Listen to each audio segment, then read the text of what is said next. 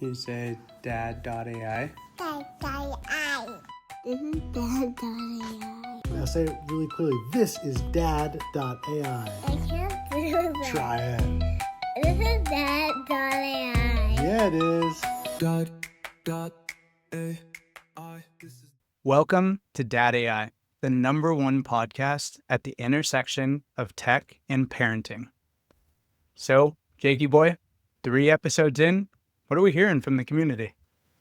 I'm liking it. I had someone this week call us the weekly water cooler for parents. Feels pretty good. Feels like exactly our vision realized. And I think we're onto something here. How you doing?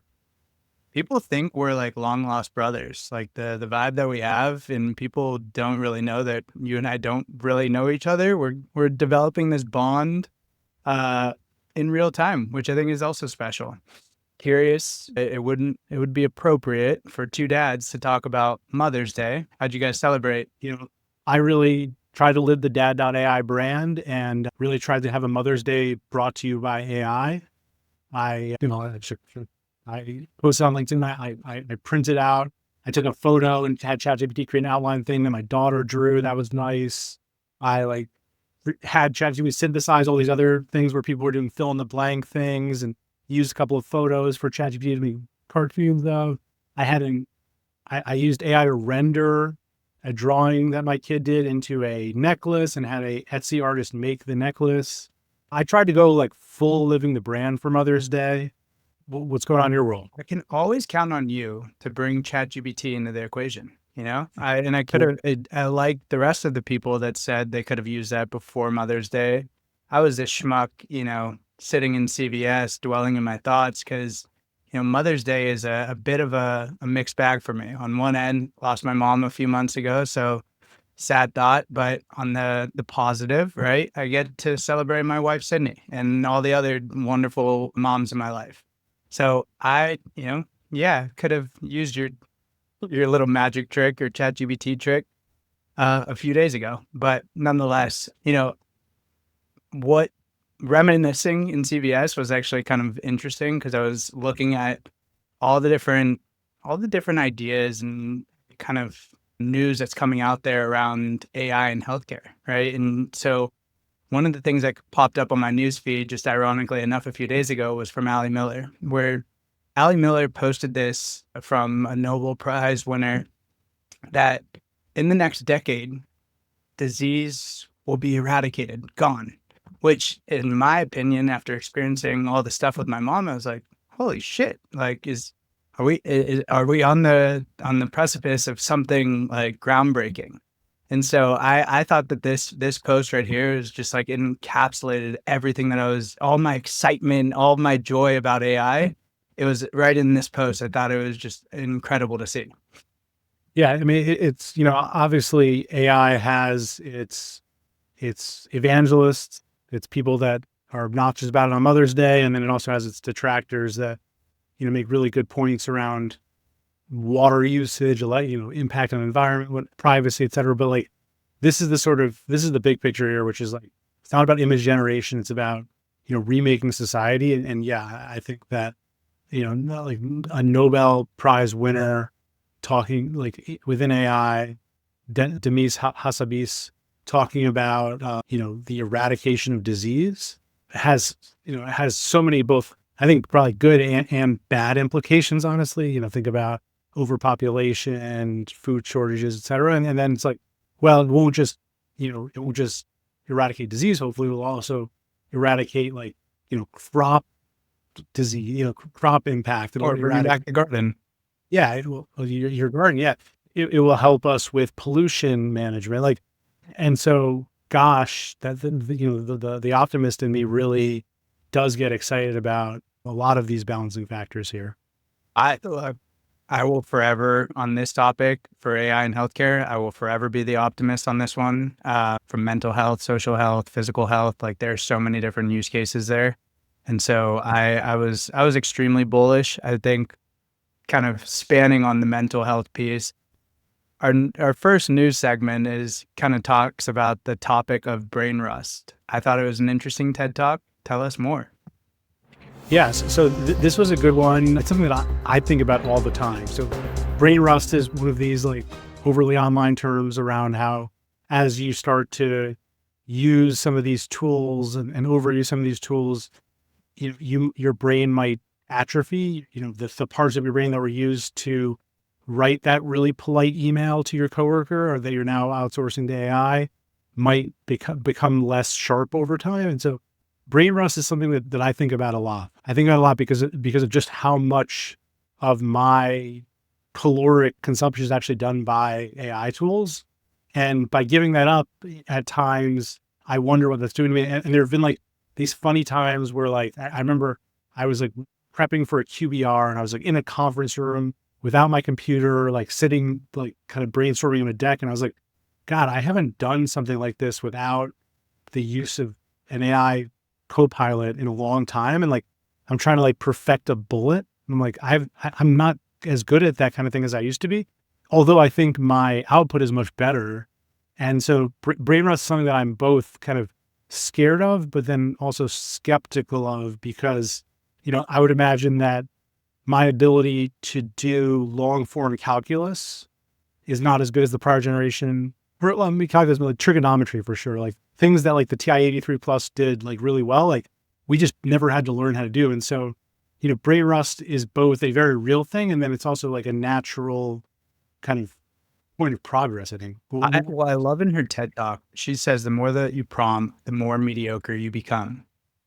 Which I couldn't agree more. Like I find myself all the time in a meeting and I just use Gemini to summarize the meeting and take the notes and summarize next steps, which on one sense, it's like, yes, from a productivity standpoint, for sure, it's better. But then if you translate that into when we create bedtime stories for our kids, why can't us schmucks create a good bedtime story? Why do we need to prompt something to kind of cripple our own imagination? And so I could see like specifically for these younger generations that don't have to use handwriting to think. And so the critical thinking skills, yeah, I think that starts to be, you start to hamstring that part of your brain. And what are the long-term implications? I'm sure some psychologist is studying that like as we speak. Yeah. Like I record every meeting I'm in. And I use AI to basically collate my notes with the transcription to get to a complete summary. And knowing that it's there means that I don't need to like feverishly type everything, which I tell myself means that I can be more present in the meeting and I can like listen more. But it also definitely means that I can not listen and come back to it later. And I sometimes certainly use that as a crutch. I will say that, and maybe this is a function of the quality of the models as they exist today, but like I find that like fully outsourcing higher order thinking never leads to as good of an output as when I have like a really strong perspective and opinion and AI has a really strong perspective and opinion, and I can kind of like take my opinion, merge it with that one, disagree with parts of it, learn things to incorporate in mine. So like it's so easy to just say like, write me an essay if you're a kid, or create me a PowerPoint if you're a worker. But at least today, that certainly leads to a lesser output. Now, what gets really scary is like when it doesn't, which is going to be in the next, predict 18 months, where the quality will be almost at par. And then at that point, like, what's the point of thinking? And so, which is a scary place to be in, right? Like you need to empower people to use it in the right ways and to use it as an accelerant, not as a crutch, as you called out. And that's why I think it's important, and it's on us as parents to show the awesome use cases and incredible power of it, while also challenging our kids and ourselves to, use that brain of ours, that noggin of ours in a socially responsible way. There's like a great cartoon, I'll put it up, where it's like on one side is like a person being like, I'm going to use AI to make this one line into a really long email. And the other side is someone reading the email being like, I'm going to take AI, take this really long email and turn it down to one line. And that's kind of like what societal communications are kind of. Now, I mean, Sol Rashidi, who is like a primitive thinker here, like who wrote this post, like I don't disagree with her, but like I think that prompting is not the problem, and she does acknowledge that like AI literacy is an opportunity. I am and have always been a prompt engineering bear. Like the idea that there is like a coding language that you should know, and it's very like structured and rules based, and you should code it in certain ways. It is only solves for like some gaps in AI models in the moment. It's not a really long-term skill set to have. And so I still believe that conversational fluency with AI is critical, and that we should be outsourcing a part of our brain to products that can help us scale and can make us more efficient and can add hours to our day.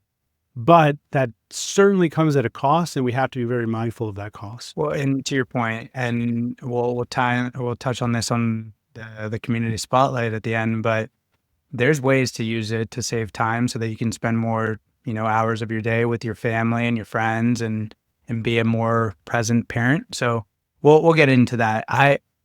Where I do think, AI has its implications is when we use it entirely to dictate some of the decisions we make in life. And so our next post is about, some couple in Greece decided to use it to see if their husband was cheating on them. And this ultimately provided grounds for the wife to ultimately go for divorce. And so she's... We got a little, let's back this up here. So husband and wife, they're sitting at the coffee table, drinking their coffee. Clearly, like they are predisposed to superstition, and one says to the other, "Hey," and I believe there's like an overarching like thought of that this is true, that like that some people believe that you can read people's coffee grinds and divinate some sort of predictions based on that, and there are like professionals who charge to do that, and they were like, "Hey, let's have ChatGPT read our coffee grinds and like predict our future or tell us our fortune." And they shared photos of their coffee grinds into ChatGPT's 4.0 image model. And then what happened? So you called it. So tasseography, which has its origins, to your point, from 2737 BC, right? And it stems from Turkey and China is what the ancient roots are. But it basically says that you could reveal your fate through the constellation of coffee residue. So they took a photo using ChatGPT, and ChatGPT had an interesting take. Goes against the sycophant take of saying your marriage is perfect, you're thriving.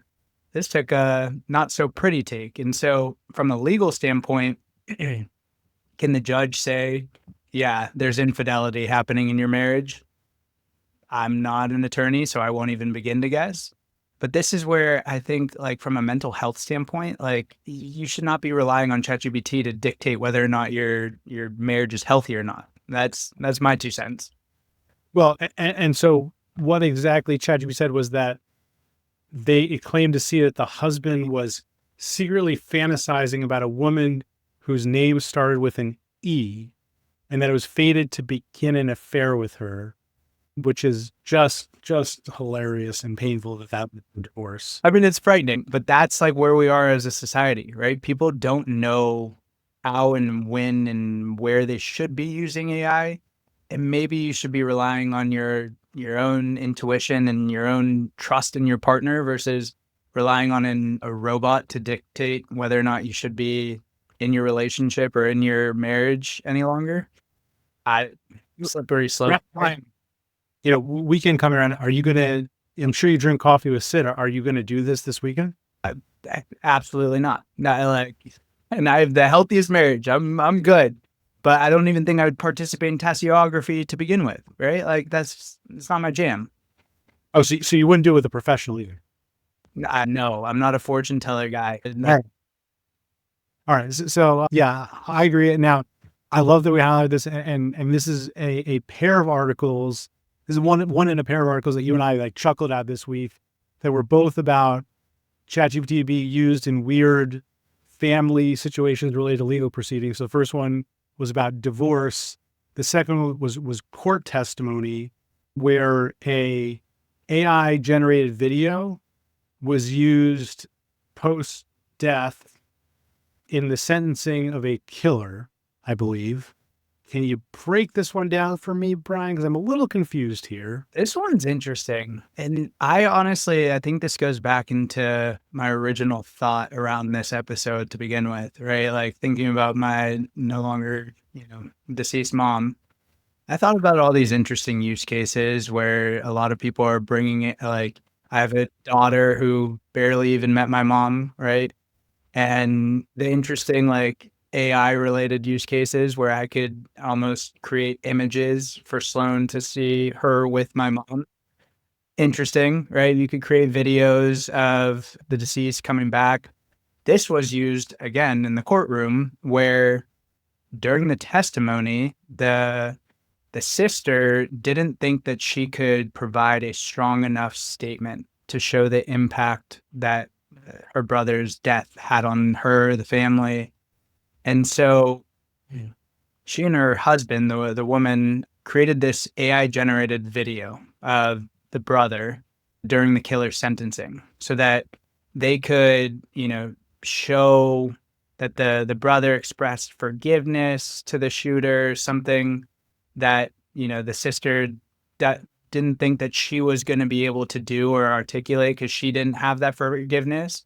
But they had the AI generated version of the brother that is no longer here who got shot to deliver those remarks. And again, I'm not an attorney. I have no idea how the courtroom viewed that use of AI.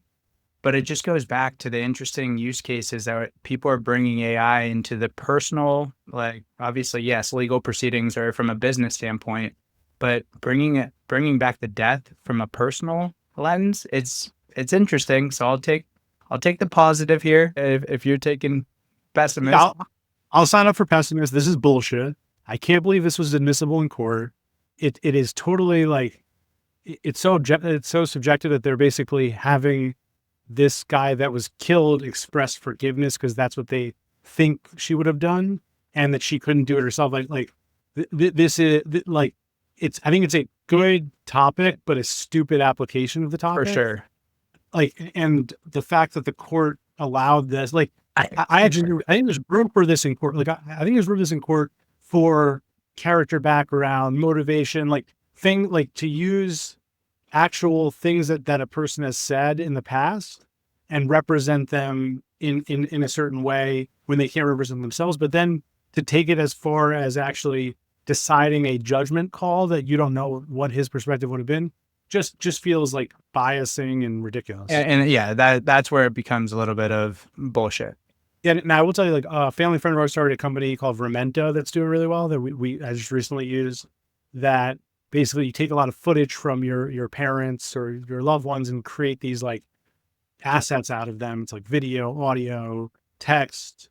And like, I'm definitely like recording my parents more now because I know that it will be like, you have to have the raw footage and then you don't even know what's going to be possible in the future. There's like, guitars, robots, whatever.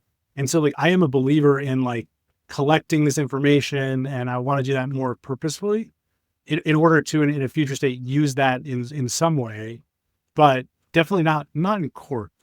Not in court. I like, to your point, we're doing that with my dad, right? Like, since like, even though my mom, we have all these great videos of her and Sloan, and we're trying to capture all of that, but as time goes, you kind of lose like sight of that. And so I couldn't agree more with what you're doing and having them tell that story. I think that's profound, especially for future generations.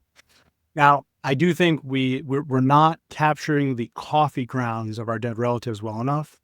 And so that's probably an action that we have to consider coming out of this, because you never know what the future holds when it comes to whatever that word that you used was for reading coffee grounds. But I think we should do that as a group, you and I, as a bonding exercise. What is the fate of Dad.AI? I like that. That could be next week's episode. So that was a pair of weird articles that I enjoyed, that I think are both mildly dystopian, but also like really, really interesting just to see how AI is permeating our society in the context of families in both cases. So, all right, that was interesting. Let's talk about, I think it's probably a good time to spotlight our community. And let's see, what is the world of that AI saying this week? And what have you learned that's interesting? So I might butcher this gentleman's name. His name is Husseif Onal. And I actually love this post because it's all about time saving. And again, our original thesis around Dad.AI was everyone talks about time saving in the work and enterprise and how to line someone else's pockets, but not your own time wealth and your own mental wealth and health. And so I like how this guy incorporates a bunch of different hacks, like from productivity in the workspace, again, from calendaring to emailing, all of the normal use cases. But he also talks about the AI tutor Aya to help his children with their homework and explaining steps and ultimately the curriculum in their own language. Again, with ChatGPT memory, ChatGPT understands how your kids are learning and their progress and can create personalized quizzes and study plans for his individual children.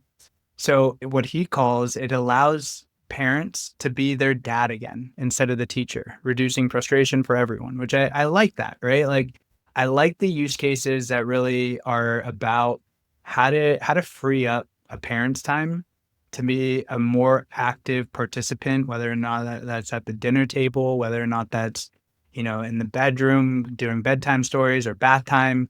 I think what he calls is AI is your second brain. It's your strategic partner to enable and empower you to be a more active and more present parent. I was a fan of all of this. Yeah, I mean, the headline, which I'm not sure if you mentioned, was 25 hours a week. 25 hours a week back through the strategic use of tools.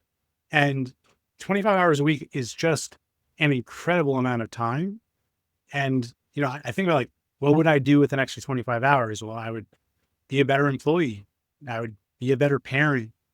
Spend I more would time with Dad AI. spend more time with you. Yeah, exactly. And as I get older, time is the thing that I think most about and that I'm most cautious about giving and most anxious about identifying opportunities to grab. And so I love, he shared like his tech stack, which we'll share here, of the various tools that he uses in his day-to-day workflow and the importance of delegation. And this is something that I think a lot of people are at some point in the spectrum on. I remember when I first really committed to using these tools, I would find myself like doing things that I knew AI could do, but I just was like, oh, it's quicker for me to do it myself. And then I really, at some point, committed to the delegation component because I knew that if I trained myself to more effectively delegate to AI, over time, in the long run, I'd be able to harvest benefits from that. And now I'm an incredibly productive co-pilot in certain use cases. And I think everyone should be seeking to do that. Now, is like, which are the right use cases? Back to the brain rust conversation, is storytelling to your kids the right one? Like my kid really likes when I tell her a story, and my stories are terrible, but like that I can be happy to tell you one here, but like there is definitely like it's the theory of competitive advantage, and like what are the things that provide more value in doing human, and what are the things that provide more value in freeing up time, and kind of everyone has to strike that balance. For sure. And like Sahil Bloom talks about time wealth a lot, right? Like how do you get more time back so that you can spend that with your friends and family and loved ones more, or your children more, which I think all of us as our children grow up, you wish you had that time back and you didn't have to take that call for work or take that early meeting for work, as you and I talk about a lot. And so it's figuring out those little tricks to get, if it's an hour here, 50 minutes there, 30 minutes there, those minutes stack up, those hours stack up. So I like his post because it captures a lot of ways to get that time back with your loved ones. Yeah. One that he mentioned that really resonated with me was, I take a lot of walks. I try to do my 10,000 steps a day, and I find myself invariably thinking on those walks. But one of the nice features that I use heavily, like AI voice, is a really good way to like think out loud. And then at the end of that walk, have everything turn into something not just, gobbledygook, actually logical. And so, you can just kind of temper it. So just keep talking. It will just like listen to you for your entire walk. And you'll come out of that with something usable that you can then go write an email, create a deck, whatever you need to do in your day to day. And that's like a way to take time that you're already taking for yourself and walking and thinking and everything and turn that into something that saves you time at your desk later. So yeah, I'm constantly trying to find those ways to like multi-thread things, whether I'm cooking or taking a shower. Yeah, it all stacks up. Like to our point earlier on storytelling, right? Are we crippling our own imaginations?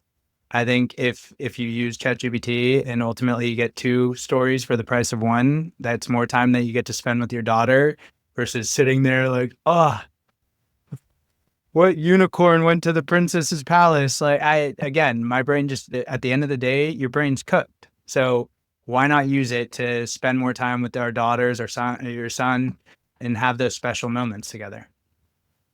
100% agree. So, all right, Brian, should we close this out? You tell us. All right, my turn. Thank you for joining Dad.AI. Hug your kids, hug your partner, and make sure to thank your robot overlords because you never know when they're going to come after you. Have a great day. This is Dad.AI.